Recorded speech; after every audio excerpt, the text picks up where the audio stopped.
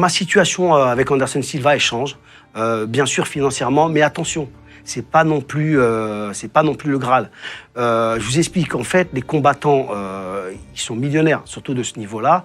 Nous, on gagne bien sûr de l'argent, mais par rapport à ce qu'ils gagnent, en fait, c'est très peu.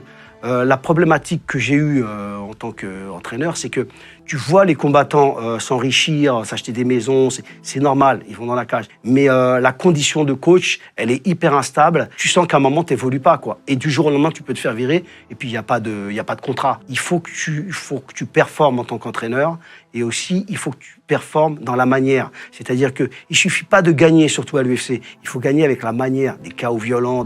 C'est ça qu'ils veulent. C'est ça qui fait que tu vas pouvoir perdurer en tant que coach. Et ça, c'est très dur parce que tu as la pression quand même. Et les gens veulent ta place. Et moi, faut pas oublier, moi, je suis un gringo. Hein. C'est-à-dire gringo au Brésil. Voilà, je suis un étranger et je rentre dans le circuit brésilien.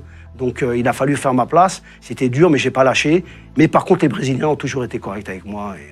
Alors, en faisant un petit bond dans le temps, pourquoi tu t'arrêtes avec Anderson Silva? Parce qu'il y a eu, ça a été assez compliqué. La pression, elle était énorme avec Anderson. Hein. Énormément de médias, beaucoup de gens qui tournaient autour, l'entourage qui te prenait la tête. Et une fois, j'ai senti qu'avec le temps, il me manquait un peu de respect. Je me suis senti mal, je me sentais mal depuis longtemps. Et voilà, ça s'est coupé, ça a été un peu chaud, on s'est bien embrouillé. Et j'ai senti que j'étais pas bien respecté. Et donc ensuite, tu pars aux États-Unis. Tu vas y faire quoi là-bas?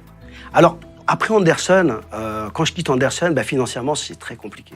Il faut savoir qu'au Brésil, l'inflation, elle est terrible et à un moment, on a du mal à payer les factures, c'était très compliqué. Comme je vous dis, les coachs, t'as pas de contrat, c'est en dents de scie, c'est compliqué. Via les réseaux, à l'époque, on commence à avoir des petits réseaux, je contacte Cyril Diabaté, un grand combattant français, hein, de MMA et aussi de pied-point. Et lui, vraiment, ça a été vraiment le gars qui m'a tendu la main parce que je voulais m'installer aux États-Unis. J'avais fait le tour au Brésil, j'ai dit, je vais aux États-Unis, je vais tenter l'aventure américaine.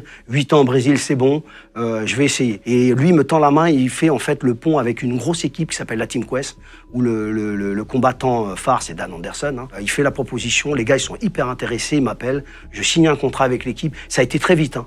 Je fais un essai pendant 3 mois, ils m'ont dit, Daniel, reviens avec femme et enfants, on te veut, je signe un contrat de travail, j'ai le visa américain, le O1 en plus.